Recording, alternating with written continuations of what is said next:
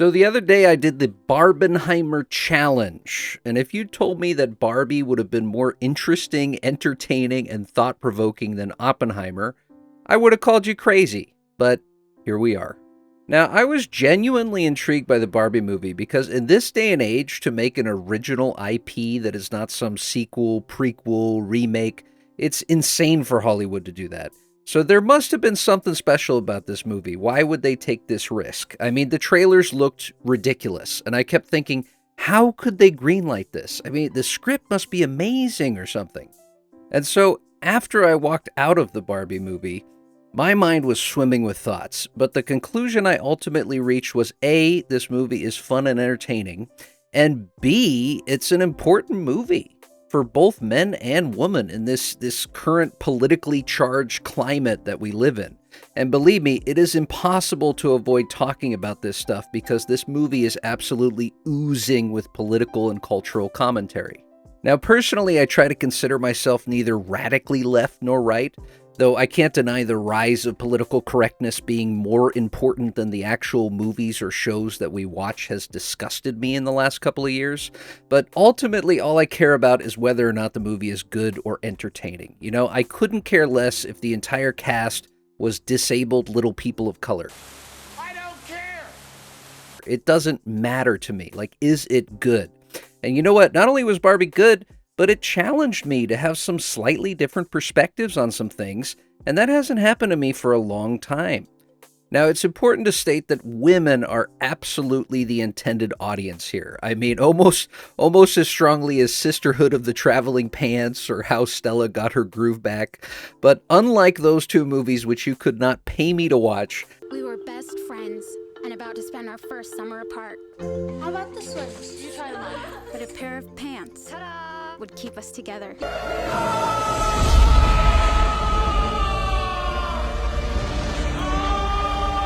Unlike those two, I think this is an important movie for men to see too. I thought this, going in, I didn't have too much in terms of expectations, but I was worried it was going to be gung-ho radical feminism, the patriarchy, everything in the West is bad. And of course, I think this is a disgusting low-resolution perspective that just doesn't have a shred of gratitude to it. It's so easy to spout this nonsense while you're drinking your Starbucks coffee, living under the shelter that Western culture has provided. And yes, the word patriarchy is mentioned in this movie about 100 times, but thankfully and shockingly, the movie also has the courage to say that the patriarchy doesn't actually maybe mean anything, and maybe it's because you're uncomfortable. I mean, can you even say that in 2023 legally? I couldn't believe it. I wanted to stand up in my chair and clap when that happened. And speaking of a movie made for women, I think there were multiple parts of this movie that seemed really profound, but as a man, I could not understand how profound they were. I couldn't grasp it. And maybe that was just the writing being really clever and the whole thing is like a big grift, but I dearly wish that I had been sitting next to a woman so I could lean over and say, hey, did that scene mean as much to you as it seemed to me like it should have mean to you? But if anything, that just further, served to increase my respect for women as an independent sex with independent and different thoughts than our own. However, moving into the delicious dark side here, I really think this movie is like a Rorschach test. And that is, I think your current mindset will affect how you view this movie. And I can give you a perfect example. The very opening scene of this movie has all these little cave girls sitting around a cave in ancient times, and they've all got baby dolls, and the narrator's saying that girls have had baby dolls since time immemorial. And then all of a sudden, like a straight reference from 2001, this giant monolith appears, except the monolith is a giant Barbie doll. And the cave girls stare up at it and they start shrieking with joy as their brains are altered forever. And they begin smashing the baby dolls on the ground. And then all of a sudden there's this montage of all the different Barbies throughout the year. Stewardess Barbie, Baker Barbie, Lawyer Barbie, Doctor Barbie, Homemaker Barbie. And it talks about how this gave these girls a vision that they could be something other than a housewife. And I had never really thought about this before. Maybe Mattel, the maker of Barbie, did actually give girls the ability to dream a little differently. Now, I have no doubts right now in current Western society, there is equal opportunity, and women can do anything they want to do. But it wasn't always that way, and that's something that I never really put a lot of critical thought into. I just took it for granted. And it made me think about it from a woman's perspective for just a second, which was, okay, for the vast recorded human history, women have had exactly one job that they could do. You don't get to choose another one. And it made me think, well, wow, as a man, I would not be happy with that. So, within 5 minutes of the movie starting, I already had a different perspective. However, speaking of Rorschach tests, usually before I make a review, I don't want to watch any other reviews to alter my opinion, but I turned on Critical Drinker for like 20 seconds, and within that 20 seconds, he immediately launched in the fact that smashing the baby dolls on the ground is an attack against natural motherhood. It's just this disgusting woke symbolism, and that immediately altered my view a little bit. So, was it just creative? Was it deep symbolism? Was it both? I don't know, but it seems like there's 20 different ways to look at a ton of scenes from this movie, and I think that's exciting. I think that's ultimately a good thing. And another example scene that sticks out to me is there's a part in the movie where Barbie is being forced to get into this life-size box before the real world and the Barbie worlds collide. And, here I am, like, innocently thinking about this from a sci-fi perspective. Like, what does it mean when she gets in the box? Is she going to transform into a plastic doll? But then, 5 minutes later, in an afterthought, I can easily see people, whining on about how the symbolism of it is the world trying to repress her as a woman by putting her in this both physical and metaphysical box. So, Barbie for me represents what I hope is like a maturing of the Zoomer generation, because this movie doesn't necessarily take a hard line on any of these supercharged views, and it instead tells us, hey, maybe there's a middle ground here where there are different sides to each argument, and maybe we can stop this goddamn culture war.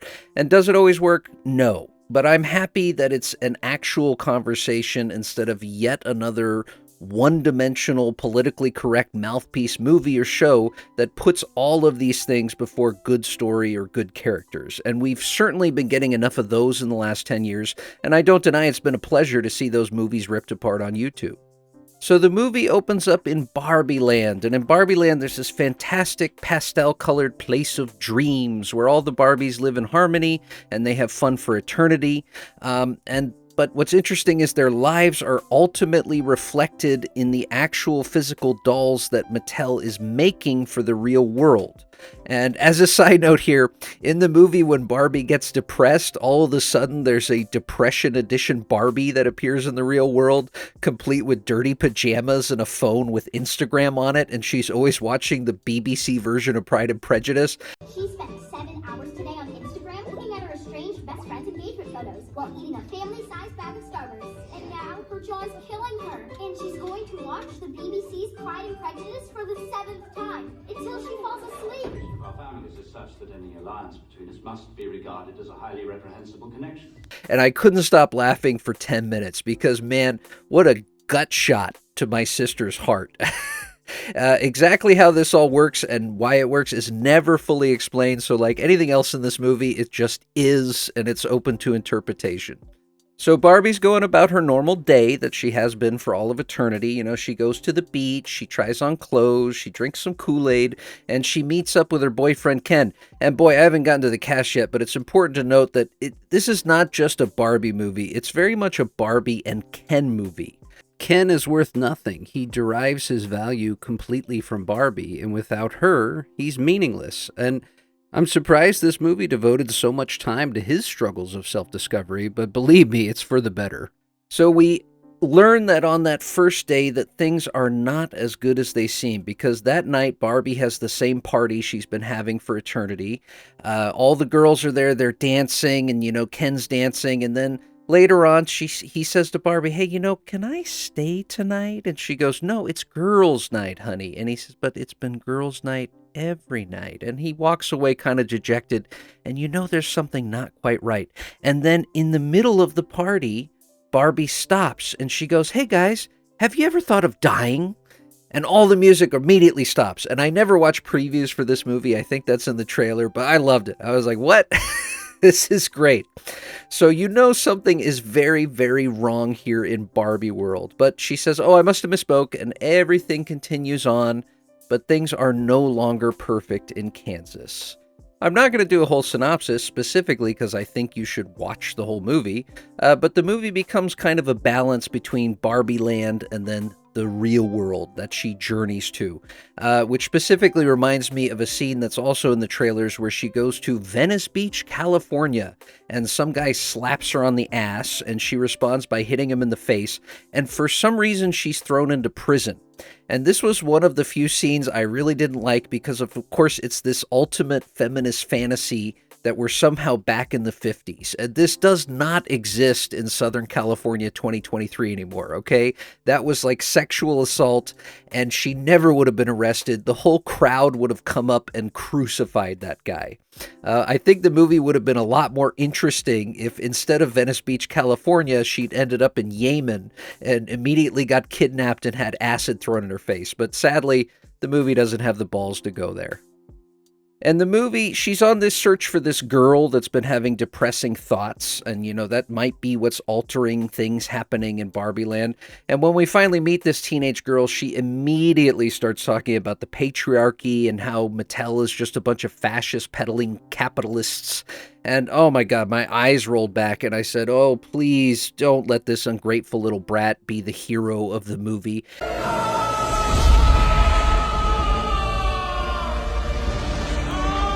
And no, she's not validated. In fact, the movie makes her out to be just kind of a schmuck who doesn't like her mother, though the movie doesn't quite fight back against her dogma as much as I would have liked it to.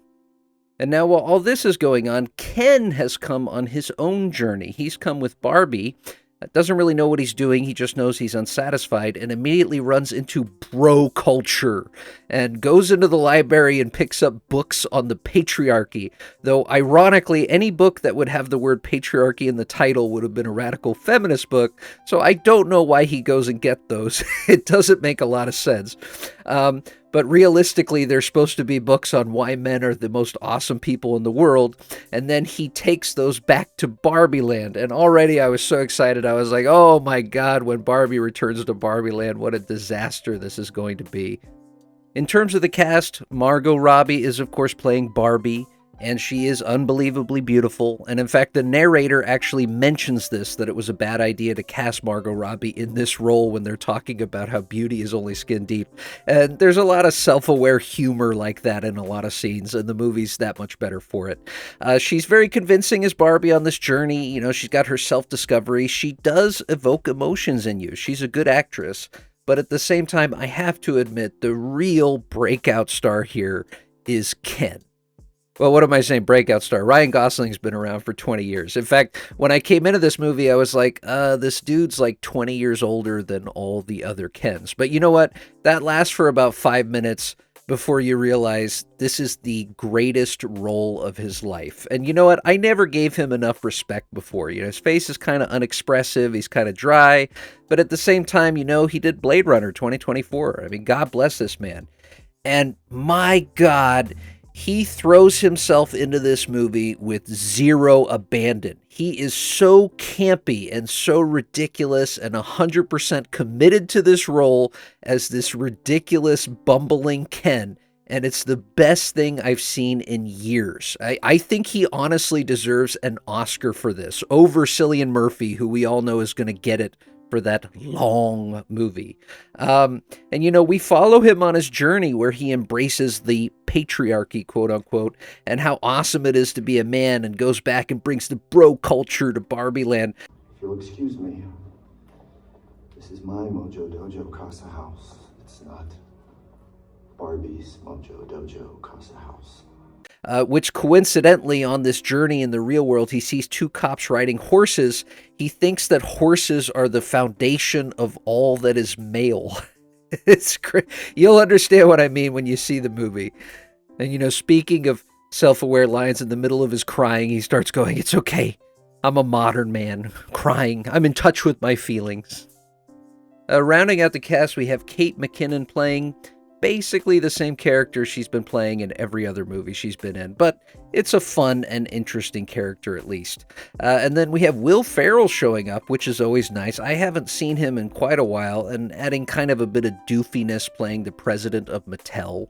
And speaking of Will Ferrell reminds me that Michael Cera is here too, in a role that just doesn't quite work for me. It's kind of a one-off joke that goes on way too long. And when I see those two in this movie, it kind of reminds me of that old comedy that's starting to go out of fashion. And, don't kid yourself, comedy genres and movements are very fashionable and very cyclical. We had 10 years of the Farley brothers that started out with the revolutionary Dumb and Dumber and then moved on to something about Mary and Kingpin, and then we slowly started to go out of fashion there with the terrible Me, Myself, and Irene. And then for a while, nothing happened. And then there was the revolution of the 40-year-old virgin, right? And then we're in the Judd Apatow period for like 10 years. But really all that period was just a repeat of National Lampoon's Animal House. And that period peaked with Old School, right? And then there was the Hangover phase for like 5 years. And now it's been kind of a dry 5 years. We don't really have something coming back yet. So I think we're due, and maybe Barbie is a step in the right direction for kind of a new style of comedy, sarcastic societal commentary. A special shout out goes to Simu Liu, I never say his name right, playing Ken's major rival Ken, who absolutely commits pretty much as fully as Ryan Gosling does. I think we last saw him in Quan-Chi, the Marvel movie, but he's always entertaining while he's on screen. Last but not least, we have America Ferrera playing the mother of that sultry, ungrateful teenager, and she adds a nice amount of heart to the movie. She gives the mother's perspective to these proceedings, and all she really wants is just spend some quality time with her dickish daughter. The sets in Barbie Land in particular are actually really impressive. They're convincing. Like, someone put a lot of thought into these. And, there's 2D as well as 3D kind of adding to the whole Barbie toy theme. But I think they did a really good job on it. Definitely not as impressive were the real world sets, but maybe that was intentional to put some kind of a bleak comparison between the real world and the magical Barbie world. The music, I have to mention, during the movie, there's these musical jingles like a Barbie commercial, and they're always commentating on what's happening. So it's like, oh, she's having inescapable thoughts of death, Barbie. So that's always fun. Just another layer of good comedy. And that reminds me that there are parts in this movie, it happened a couple of times, where just for a second I started to get bored. Just for 1 or 2 seconds, I was like, this is silly, this is kind of stupid. And then right when that happens, they hit you with something interesting or funny or creative and takes you right back into it. As an example, towards the end, there's this big slow motion fight on the beach with pool toys. And, 1-2 minutes in, great. And then the third minute, it's kind of starting to drag. And then all of a sudden, all the Kens break out into this crazy music video breakdance. And you're right back into it. It's really entertaining. So big compliments there. I think that's a good script. So do I recommend seeing the Barbie movie? Yeah. Go see it. I honestly think it's the first movie I've seen in these politically correct charged times that is trying to move the conversation forward in a positive way. Was it always successful? No. But it does take a lot of time to address that there are two sides to a problem. You can't have these black and white arguments anymore. Please put some critical thought into some of this. And once again, kind of speaking of perspectives, the very last scene, she goes into a gynecology clinic, right? And for me, I'm just happy with the movie I saw, and I thought that this was just another slice of life that I never understood or appreciated when it came to women. The tension, the nervousness going to a gynecology clinic because I don't have a vagina. But then I immediately have already seen other people screaming about the fact that if she has a vagina, this now confirms that that's all it takes to be 100% a real woman. And then the other side of it is she's going to the gynecologist because she's pregnant. And that means that to be pregnant means you're a real woman. And there's like 100 different perspectives on this. And honestly, I just didn't care. I was just enjoying the movie. And that's the most important takeaway for me. On top of anything else, it was just fun. It was entertaining. The time seemed to pass quickly. And if you go see it, you might just have a different perspective on some things. So that's a win-win for me. But one last nitpick. This is important. Why is there a fat Barbie and no fat Ken? So, I thought about this, and then I remembered that fat acceptance these days only goes one way. If you enjoyed my video, if you didn't, comment down below. I love arguing with people. And think about subscribing. I need your help. I need to get monetized so my wife will let me touch her again. Because right now, I am not enough.